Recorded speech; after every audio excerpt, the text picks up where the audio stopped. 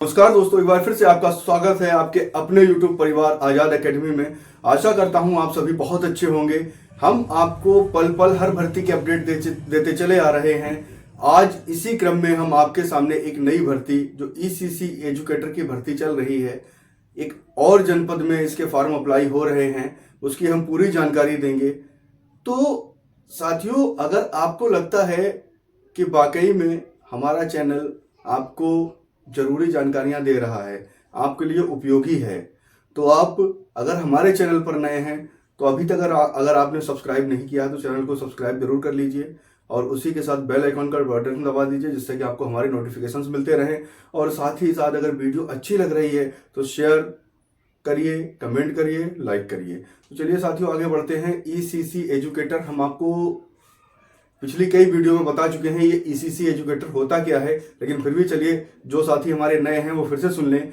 ECC educator, ई का मतलब है अर्ली, सी का मतलब है चाइल्डहुड, दूसरी वाली सी का मतलब है केयर और ई का मतलब है education. Early childhood care education इसकी फुल फॉर्म है। अर्थात जो बच्चों को स्कूल से पहले शिक्षा दी जाती है उसको लेकर इसे ECC मतलब जो है वही बताया गया है कि स्कूल जाने से पहले प्री स्कूल एजुकेशन जो है उस पे ये काम हो रहा है। तो ये हिंदी में से देखिए बाल वाटिका का भी नाम दिया गया है कि बाल वाटिका जो है सारे आंगनवाड़ी केंद्रों पर संचालित हो रही है, उसी में इस एजुकेटर की भर्ती हो रही है। तो देखिए, अब एक चीज समझ लीजिए कि आंगनवाड़ी केंद्र हर गांव में एक बना हुआ है, लेकिन ये भर्ती सारे के सारे गांव में नहीं हो रही है, सभी आंगनवाड़ी केंद्रों पर नहीं हो रही है। ये भर्ती हो रही है कोलोकेटेड आंगनवाड़ी केंद्र, ठीक है, इस पे हो रही है कोलोकेटेड। कोलोकेटेड क्या है? ऐसे आंगनवाड़ी केंद्र जो विद्यालय परिसर में स्थित हैं उन्हें हम कोलोकेटेड बोलते हैं। तो जो विद्यालय के परिसर में संचालित हो रहे हैं ऐसे आंगनवाड़ी केंद्रों पर यह भर्ती हो रही है, जिन्हें हम कोलोकेटेड बोल रहे हैं। ऐसे कोलोकेटेड जितने भी हैं सब पर एक एक एजुकेटर पहुंचना ही पहुंचना है। वो एक अलग बात है, इस भर्ती में नहीं तो नेक्स्ट भर्ती आएगी उसमें पहुंचेगा, लेकिन हर एक केंद्र पर कोलोकेटेड पर एक ECC एजुकेटर पहुंचेगा ही पहुंचेगा। तो अब इसकी पूरी प्रक्रिया क्या है, कौन इसमें फॉर्म अप्लाई कर सकता है, कौन नहीं कर सकता है, फॉर्म कब से कब तक अप्लाई हो रहे हैं, इसके अलावा योग्यता क्या है, आयु सीमा क्या है, इन सब बिंदुओं पर चर्चा करेंगे। तो चलिए हम इन पर चर्चा करते हैं। तो देखिए, कौन से जनपद में निकली हुई है? कुशीनगर, समझ लीजिए कुशीनगर जनपद जो है इसमें निकले हुए हैं एजुकेटर के पद पर वैकेंसी आई हुई है। एजुकेटर जो है हम आपको बता ही चुके हैं। इसका कार्य क्या होता है? देखिए, इसका मेन कार्य 5 से 6 वर्ष के बच्चों को पढ़ाना है। 5 से 6 यानी 6 साल में बच्चा क्लास 1 में पहुंचता है, वो प्राइमरी स्कूल में एडमिशन लेता है। उससे पहले वो स्कूल प्रिपेयर होकर आए, मतलब कि स्कूल जो है वो आए तो वो ऐसा नहीं है कि उसे अक्षर ज्ञान भी ना हो। तो अक्षर ज्ञान वगैरह है, संख्याओं की पहचान है, संख्याओं का ज्ञान है, ये सब उसे आना चाहिए। इसी कारण से ये एजुकेटर की भर्ती हो रही है। 5 से 6 वर्ष के बच्चों को पढ़ाने का मेन काम है। लेकिन आंगनवाड़ी केंद्रों में जो आपके बाल वाटिका क्लासेस चल रही हैं वो आपकी 3 से 6 वर्ष के बच्चों के लिए चल रही हैं। 3 से 4 आपका बाल वाटिका 1, 4 से 5 बाल वाटिका 2 और 5 से 6 बाल वाटिका आपका 3 होता है। सबके लिए सामग्री भी आ रही है, बहुत कुछ आ रहा है इनके बच्चों के लिए, इनके डेवलपमेंट के लिए बहुत कुछ आ रहा है। तो ECC एजुकेटर का मेन काम जो होगा वो उन प्री प्राइमरी के बच्चों को पढ़ाना। अब ऐसा नहीं 5 से 6 वर्ष के ही बच्चों को जो पढ़ाएंगे जाके वहां, भाई जितने आंगनवाड़ी के बच्चे आ रहे हैं उन्हें पढ़ाइए। बहुत से सरकारी टीचर क्या पढ़ा नहीं रहे बेचारे? आंगनवाड़ी जो कोलोकेटेड है वहां आंगनवाड़ी के बच्चे आगे बैठ जाते हैं आंगनवाड़ी केंद्र पे। अगर आंगनवाड़ी कार्यकर्त्री और सहायिकाएं नहीं भी आती हैं तब भी उन बच्चों को खाना भी खिलाया जा रहा है, उन्हें पढ़ाया भी जा रहा है। तो इस एजुकेटर का भी यही काम होगा कि वो उन सारे बच्चों को पढ़ाए, ठीक है, शिक्षा सुधारने में हेल्प करे। आयु भैया आपकी 21 से 40 वर्ष है, कम से कम 21 वर्ष होनी चाहिए और 40 वर्ष से अधिक ना होने चाहिए।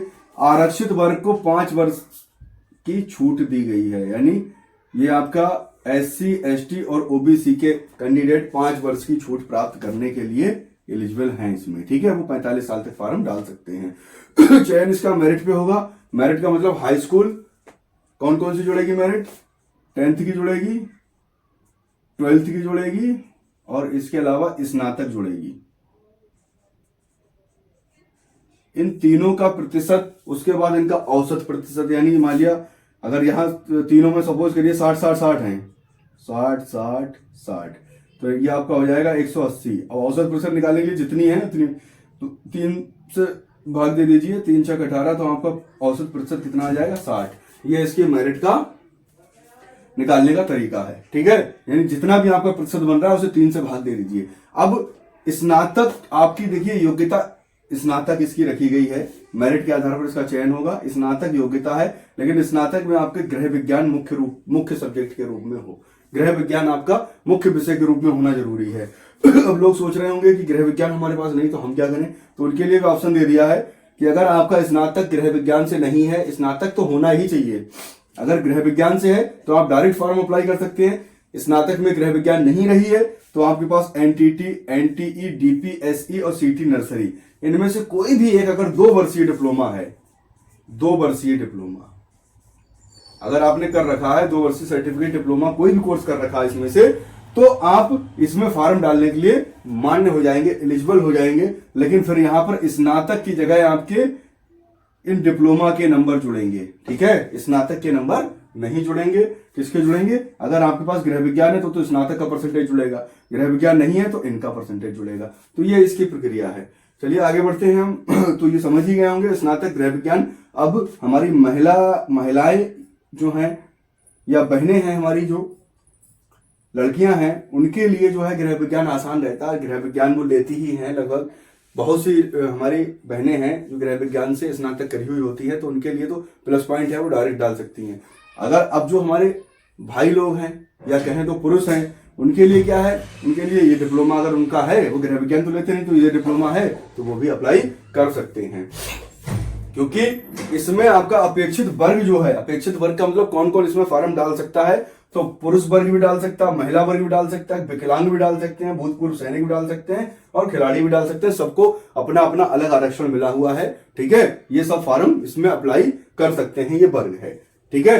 अब हम बात करें अंतिम तिथि इसकी क्या है, 26 फरवरी तक आप इसका फॉर्म अप्लाई कर सकते हैं। आज आपको 13 हो गई है, अभी 13 दिन बचे हुए हैं, तो आप आराम से इसका फॉर्म अप्लाई करिए। कुल पद इसमें 150 हैं, तो पद की कोई कमी नहीं है, बहुत पद है 150, एक जनपद में अगर 150 है तो बहुत है, आप डालिए फॉर्म, ठीक है। मानदेय इसका 10,313 मिलेगा, ये भी कम नहीं है। वैसे देखा जाए तो आपके खर्चे के हिसाब से कम है, क्योंकि आजकल 10,000 में घर चलाना बड़ा मुश्किल हो जाता है।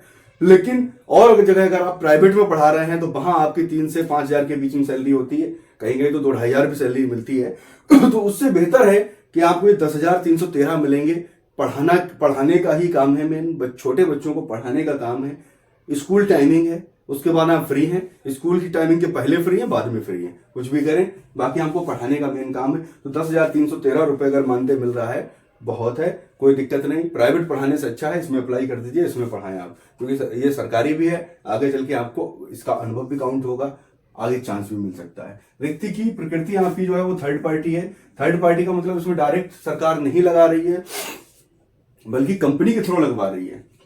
कंपनी आपके फॉर्म आमंत्रित करेगी, कंपनी फॉर्म में छटनी करके चयन समिति के पास भेजेगी मेरिट बना के, चयन समिति उस मेरिट को अप्रूवल देगी और जो फाइनल सिलेक्टेड कैंडिडेट होंगे उनकी सूची एक चयन समिति के द्वारा जारी कर दी जाएगी। अब इसकी चयन समिति कौन होगा, चयन समिति में अध्यक्ष देखिए जिलाधिकारी रहता है, ठीक है। उसके अलावा बीएसए आपके सदस्य सचिव होते हैं और एक अपर जिलाधिकारी लेवल का या अपर जो है कोई मजिस्ट्रेट लेवल का पद होता है, वो सदस्य होता है। इसके अलावा 2 जिलाधिकारी द्वारा मनोनीत सदस्य होते हैं, जिला कार्यक्रम अधिकारी भी इसका सदस्य होता है। तो सारे ये जिला लेवल की एक समिति बनती है, उसके समक्ष थर्ड पार्टी जो होती है, जो कंपनी आपके आवेदन आमंत्रित करा रही है, वो कंपनी सारे के सारे आवेदन इकट्ठे करके मेरिट बना के वो जिला समिति के पास भेजेगी, जो जिलाधिकारी की अध्यक्षता में समिति गठित होती है उसके पास भेजेगी, वो फाइनल सिलेक्शन करेगी, ठीक है।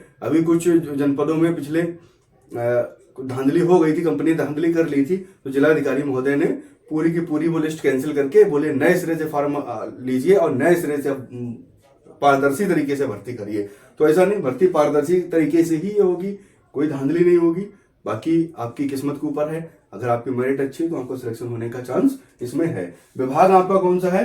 बेसिक शिक्षा विभाग इसकी नियुक्ति देगा, यानी बेसिक शिक्षा विभाग के अंतर्गत आप कार्य करेंगे। बेसिक शिक्षा विभाग का जो जिला लेवल के अधिकारी होते हैं वो बेसिक शिक्षा अधिकारी होते हैं, ठीक है। तो आप उन्हीं के अंडर में काम करेंगे, ये मान के चलें। बेसिक शिक्षा विभाग के अंतर्गत आपका ये विभाग आएगा। बाकी अपेक्षित वर्ग हम आपको बता ही चुके हैं। अब देखिए इसका चयन किस प्रकार के मेरिट के आधार पर होगा, ठीक है। मेरिट के आधार पर होगा जिस दिन आपको डॉक्यूमेंट्स वेरिफिकेशन के लिए बुलाया जाएगा, आपके कागजों का सत्यापन होगा। सत्यापन होते समय ही, जैसे ही आपकी फाइनल लिस्ट जारी होगी और आप मतलब सत्यापन हो जाएगा उस फाइनल लिस्ट का, तो आपको तुरंत का तुरंत आपको नियुक्ति पत्र दे दिया जाएगा। अब नियुक्ति पत्र देने के साथ देखिए आपको विद्यालय कौन सा दिया जाएगा, कोलोकेटेड केंद्र कौन सा दिया जाएगा। उस देखिए कोलोकेटेड केंद्र उसमें नहीं होगा, बल्कि उसमें विद्यालय का नाम पड़ा होगा। जो भी प्राथमिक विद्यालय, कंपोजिट विद्यालय जो भी है, जो आपकी फाइनल सूची जारी होगी उसमें विद्यालय का नाम पड़ा होगा, और जो आपके अपॉइंटमेंट लेटर होगा उसमें भी विद्यालय का नाम पड़ा होगा। आपको प्राथमिक विद्यालय ये मिलता है, प्राथमिक विद्यालय ये मिलता है। पूरी की पूरी एक लिस्ट आपको प्रदर्शित आपके सामने की जाएगी जब आप अपना जो है ज्वाइनिंग लेटर लेने जाएंगे। वहां आपको अपना स्कूल सिलेक्ट करना होगा। अपना स्कूल का मतलब जहां आप लेना चाहते हैं। अगर सपोज करिए नंबर 1 वाला जो है उससे जो वो जहां लेना चाहेगा सारे के सारे उसके पास ऑप्शन खुले होंगे, उससे वहां मिलेगा। नंबर 2 वाले को एक ऑप्शन बंद हो जाएगा। जो अब जो सिलेक्ट होते जाएंगे उन्हें बंद करके बाकी बचे हुए को आपको सामने प्रदर्शित करते रहेंगे। वहां जो भी आपको अच्छा लग रहा है स्कूल, वो स्कूल ले लीजिए। कोई इसमें ऐसा बाउंडेशन नहीं है कि आप जिस जनपद के निवासी हैं उसी में फॉर्म डाल सकते हैं। आप जहां से भी चाहे फॉर्म अप्लाई कर सकते हैं। ऑल ओवर यूपी आप कहीं से भी फॉर्म अप्लाई कर सकते हैं। कोई ऐसा बाउंडेशन नहीं है कि आप जहां के निवासी हैं वहीं फॉर्म डाल सकते हैं, ठीक है। इसके अलावा आपको देखिए डॉक्यूमेंट्स क्या क्या चाहिए होंगे। हाई स्कूल, इंटर, मार्कशीट वगैरह, स्नातक, बाकी डिप्लोमा कर रखा है डिप्लोमा का लगाइए। इसके अलावा आपका आय की कोई जरूरत नहीं, इसमें निवास और जाति लगा दीजिए। अगर आप निवास तो सबको लगाना ही लगाना है, उसके साथ अगर आप आरक्षित वर्ग में आते हैं जाति प्रमाण पत्र भी लगा दीजिए। उसके अलावा अब और आपको क्या चाहिए होगा, एक पहचान के रूप में आप आधार, पैन कार्ड कुछ भी लगा सकते हैं। ये तो सिलेक्शन प्रक्रिया हमने बता दी, कैसे आपका सिलेक्शन होगा, अब क्या होगा, कैसे इसमें फॉर्म अप्लाई करना है वो समझ लीजिए। तो यूपी सेवा योजन, यूपी में नहीं बल्कि सेवा योजन पोर्टल एक है जिसे रोजगार संगम के नाम से भी जानते हैं। तो रोजगार संगम या सेवा योजन पोर्टल पे आप जाएंगे, वहां क्लिक करेंगे और वहां अपना रजिस्ट्रेशन करके रख लीजिए। अगर आप कहीं और से भी डालना चाह रहे हैं तो वहां उस मतलब जो है आप रजिस्ट्रेशन अपना करके रख लीजिए। डॉक्यूमेंट जो भी अपलोड हो सब करके रख लीजिए और सब पूरी प्रक्रिया उसमें कंप्लीट कर लीजिए। अगर खुद नहीं कर मिली कैफे वाले से करा लीजिए। उसके बाद जहां भी आपको वैकेंसी दिखे वहां सीधे अप्लाई नाउ करेंगे, आपका ऑटोमेटिक अप्लाई हो जाएगा, कुछ भी नहीं करना होगा। लेकिन उस पर रजिस्ट्रेशन आपका होना आवश्यक है। रजिस्ट्रेशन होगा तो अप्लाई नाउ पे करेंगे, आपका अप्लाई हो जाएगा अगर आप उसके लिए एलिजिबल हैं तो। बाकी सेवा योजन पोर्टल पर आपकी बहुत सी वैकेंसियां आती रहती हैं, बहुत सारी वैकेंसी निकलती रहती हैं। संविदा आउटसोर्सिंग की होती है। आउटसोर्सिंग का मतलब वही तो बताया मैंने, थर्ड पार्टी जिसकी अपॉइंटमेंट करती है उसे आउटसोर्सिंग कहते हैं। ये ना संविदा होती ना परमानेंट होती, ये होती है आउटसोर्सिंग। सरकार सैलरी सरकार ही देती है लेकिन नियुक्ति इसकी कंपनी करती है।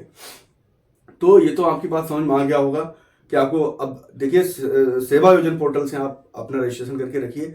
बहुत सी आपके मतलब की वहां वैकेंसी आएंगी और हर तरह की संविदा उस पर आती है। जिला लेवल की भी आती है। जिला लेवल का अगर कोई पद है, जैसे आपका समन्वयक वगैरह का पद होता है, उसकी भी वैकेंसी उसी पे आती है। तो कोशिश करिए उस पर जल्दी से जल्दी रजिस्ट्रेशन अपना कर दीजिए। अप्लाई नाउ करेंगे तुरंत आपका अप्लाई हो जाएगा। चलिए साथियों, आज के लिए इतना ही। आज की वीडियो में हम आपको इतना ही बताएंगे। कोई अन्य जनपद की जैसे ही कोई भर्ती की सूचना आती है, कोई नोटिफिकेशन जारी होगा ईसीसी एजुकेटर का, हम आपको तुरंत अपडेट देंगे। तब तक के लिए बहुत बहुत धन्यवाद।